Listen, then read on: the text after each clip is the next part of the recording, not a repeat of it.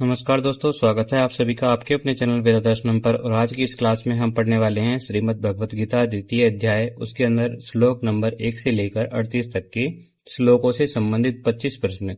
ये भाग 1 है। भाग 2 में हम आगे के जो श्लोक है द्वितीय अध्याय के वो सारे श्लोक कंप्लीट कर लेंगे। चलिए शुरू करते हैं। पहला प्रश्न, प्रश्न नंबर 1। श्रीमद् भगवत गीता महाभारतस्य कस्मिन् पर्वे वर्णिता अस्ति? आदि पर्वणि, भीष्म पर्वणि, शांति पर्वणि, वन पर्वणि। देखिए, श्रीमद् भगवत गीता जो है वो महाभारत के छठे पर्व में है और छठे पर्व का नाम है भीष्म पर्व। तो ऑप्शन बी यहाँ बिल्कुल सही हो जाएगा। अगला प्रश्न, प्रश्न नंबर 2। श्रीमद् भगवत गीताया भीष्म पर्वणि अध्याय क्रम क्या अस्ति? श्रीमद् भगवत गीता के भीष्म पर्व का अध्याय क्रम क्या है? अष्टादशतः चत्वारिंशत् पर्यन्तं, पंचविंशतितः द्विचत्वारिंशत् पर्यन्तं, प्रथमतः अष्टादश पर्यन्तं, विंशतितः अष्टात्रिंशत् पर्यन्तं। देखिए, महाभारत का जो भीष्म पर्व है उसमें गीता का विस्तार 25वें अध्याय से लेकर के 42वें अध्याय तक है। तो यहाँ पर ऑप्शन बी जो है वो बिल्कुल सही हो जाएगा, पंचविंशतितः द्विचत्वारिंशत् पर्यन्तम। अगला प्रश्न, प्रश्न नंबर 3। श्रीमद् भगवत गीतायाम आहत्य कति श्लोकाः सन्ति? 500, 600, 700, द्वयाधिक सप्तशतम्।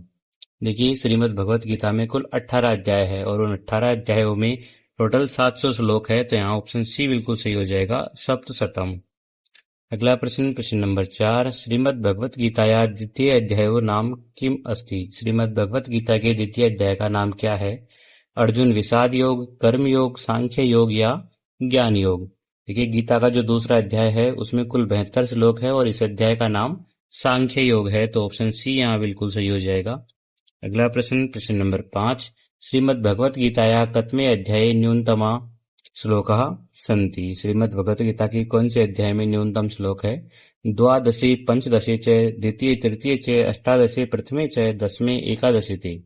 देखिए, जो भगवत गीता है उसके 18वें अध्याय में सर्वाधिक 78 श्लोक है, जबकि 12वें व 15वें अध्याय में न्यूनतम श्लोक है 20-20। तो यहाँ पर ऑप्शन ए जो है वो बिल्कुल सही हो जाएगा, द्वादशे पंचदशे च। अगला प्रश्न, प्रश्न नंबर 6। नैनम छिन्दन्ति शास्त्राणि इत्यत्र एनम सर्वनाम पदम कस्मै प्रयुक्तम? यहाँ पर जो नैनम में एनम है वो सर्वनाम पद किसके लिए प्रयुक्त किया गया है? अर्जुनाय, कृष्णाय, आत्मने, शरीराय। देखिए, श्लोक है नैनम छिन्दन्ति शस्त्राणि, नैनम दहति पावक है। इसमें जो एनम है इसका अर्थ होता है इसको। ये जो पद है वो आत्मा के लिए प्रयुक्त हुआ है कि आत्मा को शस्त्र काट नहीं सकते और अग्नि जला नहीं सकती। तो यहाँ पर ऑप्शन सी जो है वो बिल्कुल सही हो जाएगा, आत्मने। अगला प्रश्न, प्रश्न नंबर 7। वंशांसि जीर्णानि यथा विहाय श्लोकानुसारेण आत्मा किम विहाय अन्यानि नवानि शरीराणि गृह्णाति?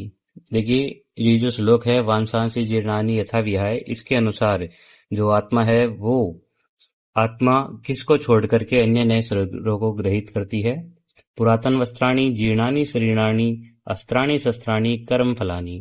देखिए, तथा शरीराणि विहाय जीर्णान्य अन्यानि संयाति नवानि देहि, ये इस श्लोक की अगली पंक्ति है, जिसके अनुसार जैसे मनुष्य पुराने वस्त्रों को त्याग करके नए वस्त्र ग्रहण करता है, वैसे ही जो जीवात्मा है वो पुराने शरीरों को त्याग कर नए शरीर को प्राप्त करती है। इस तरह से यहाँ पर ऑप्शन बी जो है वो बिल्कुल सही हो जाएगा, जीर्णानि शरीराणि।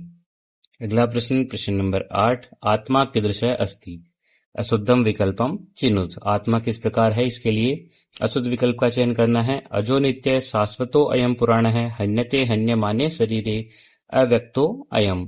देखिए, जो श्लोक है भगवत गीता में उसके अनुसार न हन्यते हन्यमाने शरीरे इस तरह लिखा गया है, अर्थात शरीर के मारे जाने पर भी आत्मा नहीं मारी जाती। तो यहाँ पर ऑप्शन सी जो है वो गलत होगा, हन्यते हन्यमाने शरीर ये लिखा है जो कि गलत है। यहाँ पर हन्यते से पहले न का पाठ होना चाहिए था। तो ऑप्शन सी यहाँ बिल्कुल सही हो जाएगा। अगला प्रश्न, प्रश्न नंबर 9। अच्छेद्यो अयम आद्यो अयम। देखिए, अत्र इयम इति पदम कस्य कृते प्रयुक्तम? यहाँ पर जो अयम पद है वो किसके लिए प्रयुक्त हुआ है? देहस्य वायु आत्मनः अग्नि। देखिए, आत्मा अछेद्य, अधाह्य, अक्लेद्य और अशौच्य है। यहाँ पर जो अयम सर्वनाम पद है वो आत्मा का बोध कराता है। तो ऑप्शन सी यहाँ बिल्कुल सही हो जाएगा, आत्मनः है। अगला प्रश्न, प्रश्न नंबर 10। न हन्यते हन्यमाने शरीरे अत्र हन्यमाने शरीरे व्याकरणिक दृष्टया क्या प्रयोग है अस्ति। यहाँ पर हन्यमाने शरीर में व्याकरण की दृष्टि से क्या प्रयोग है, कौन सा प्रयोग है? षष्ठी तत्पुरुष, सप्तमी तत्पुरुष, उपपद विभक्ति या कर्मवाच्य। देखिए यहाँ पर हन्यमाने शरीरे में सती सप्तमी का प्रयोग हुआ है, जिसका अर्थ है शरीर के मारे जाने पर भी। यहाँ पर सती सप्तमी का प्रयोग होने के कारण भी का जो उच्चारण है वो लिया जाता है, तो यहाँ ऑप्शन बी बिल्कुल सही हो जाएगा, सती सप्तमी। अगला प्रश्न नंबर 11 है। अजो नित्य शाश्वतो अयम पुराणो, अत्र पुराण है कस्य विशेषणम अस्ति। यहाँ पर जो पुराण है वो किसका विशेषण है? वेदस्य, ईश्वरस्य, आत्मनः, शरीरस्य। देखिए आत्मा अज, नित्य, शाश्वत तथा पुराण अर्थात पुरातन है, ऐसा इसका अर्थ होगा। और यहाँ पर जो है विशेषण ऑप्शन सी बिल्कुल सही हो जाएगा, ये सब आत्मा के विशेषण है। अगला प्रश्न नंबर 12 है। कस्य अभाव है न विद्यते, किसका अभाव नहीं होता? असत, सतः, द्वंद्वस्य, शोकस्य। देखिए ना सतो विद्यते भावो, ना भावो विद्यते सतः, अर्थात सत अर्थात आत्मा, जो आत्मा है उसका कभी भी अभाव नहीं होता और असत की सत्ता नहीं है, ऐसा इसका अर्थ होता है। तो यहाँ ऑप्शन बी जो है वो बिल्कुल सही होगा, सत, इसका अभाव कभी भी नहीं होता। अगला प्रश्न नंबर 13 है। आत्मा अविकार्य उच्यते यत अयम म्रियते अयम विकृतिम न प्राप्नोति अयम दह्यते अयम शोष्यते। देखिए आत्मा अव्यक्त, अचिंत्य और अविकारी अर्थात विकार रहित है, ऐसा भगवत गीता में कहा गया है। इसमें कोई भी बदलाव जो है वो संभव नहीं है, तो यहाँ पर ऑप्शन बी जो है वो बिल्कुल सही हो जाएगा, अयम विकृतिम न प्राप्नोति। अगला प्रश्न नंबर 14 है। गतासून से नानु सोचंती रिक्त स्थानम पूर्यत, रिक्त स्थान की पूर्ति करनी है। पंडिता, मूर्खा, अर्जुनः, मानवः। देखिए ये जो श्लोक है उसके अनुसार जो पंडित है वो जीवित और मृत व्यक्तियों के बारे में शोक नहीं करते, तो यहाँ पर जो ऑप्शन ए है ये बिल्कुल सही होगा, रिक्त स्थान में पंडितः आएगा।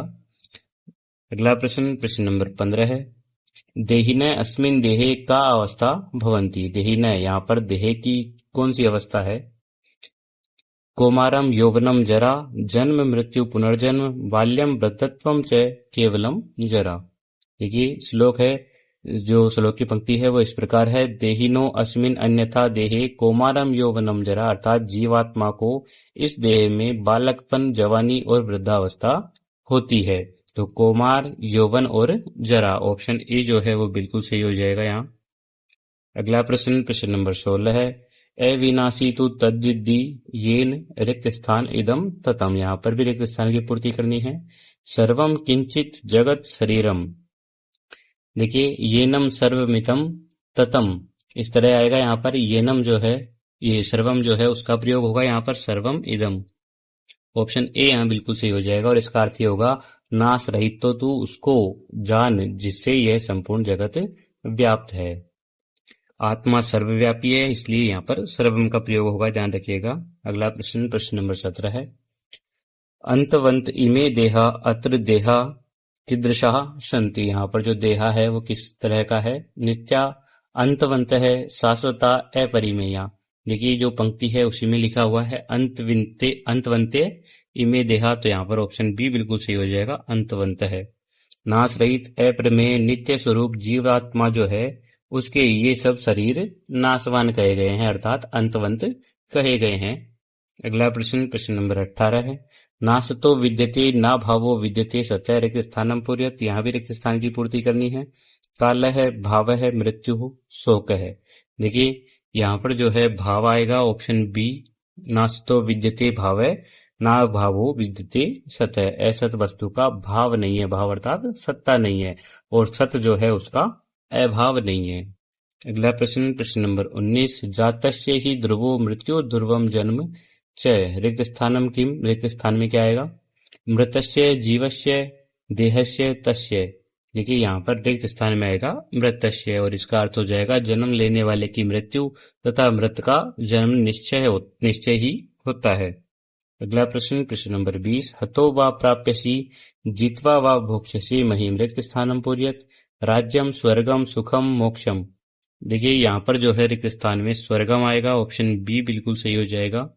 इसका जो अर्थ है वो हो जाएगा युद्ध में मारा जाकर स्वर्ग को प्राप्त होगा अथवा संग्राम में जीतकर पृथ्वी का राज्य भोगेगा।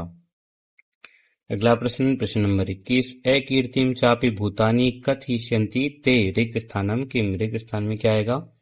अक्षयाम, अव्ययाम, अनंताम, महतीम। देखिए जो श्लोक है उसके अनुसार यहाँ पर अव्यायाम आएगा। ऑप्शन बी जो है वो बिल्कुल सही होगा और इसका अर्थ हो जाएगा सब लोग तेरी बहुत काल तक रहने वाली अपकीर्ति अर्थात अव्यायाम अपकीर्ति का कथन करेंगे। अगला प्रश्न नंबर 22। क्षत्रियस्य कृते धर्म्यात् युद्धात् अन्यत् किम श्रेष्ठकरम न विद्यते। तपः, दानम, स्वधर्म, युद्ध में वह। देखिए यहाँ पर जो है ऑप्शन डी बिल्कुल सही हो जाएगा, युद्ध में वह। धर्म सम्मत युद्ध से बढ़कर क्षत्रिय के लिए ज्यादा श्रेयस्कर कुछ भी नहीं है। अगला प्रश्न नंबर 23। संभावितस्य च कीर्ति कस्मात् अति रिच्यते। दुखात्, मरणात्, पापात्, अज्ञानात्। देखिए जो सम्मानित व्यक्ति होता है उसके लिए अपकीर्ति मरने से भी बढ़कर होती है, तो यहाँ पर ऑप्शन बी जो है वो बिल्कुल सही हो जाएगा, मरणात्। अगला प्रश्न नंबर 24। अर्जुन है युद्धम कथम कुर्यात्। अर्जुन ने युद्ध क्यों किया? फलम इच्छन सुख दुखे समे कृत्वा भीतः भूत्वा केवलम जयाय। देखिए जय पराजय लाभ हानि सुख दुख को समान समझ करके युद्ध के लिए तैयार होना चाहिए, ऐसा भगवत गीता में कहा गया है। तो यहाँ पर जो है अर्जुन के लिए ऑप्शन बी बिल्कुल सही होगा, सुख दुखे समे कृत्वा, सुख दुख को समान समझ करके।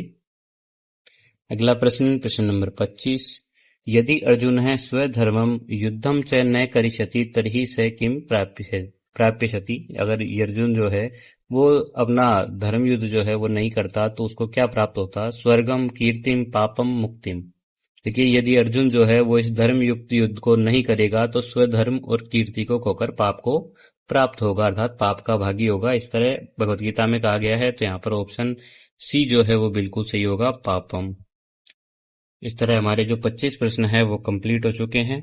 वीडियो कैसी लगी कमेंट करके जरूर बताइएगा। चैनल को सब्सक्राइब और वीडियो को शेयर जरूर कीजिएगा और टेलीग्राम चैनल को जरूर ज्वाइन कीजिएगा जिसका लिंक आपको डिस्क्रिप्शन में मिल जाएगा। मिलते हैं अगली क्लास में, तब तक के लिए धन्यवाद। जय तु संस्कृतम, जय तु भारतम।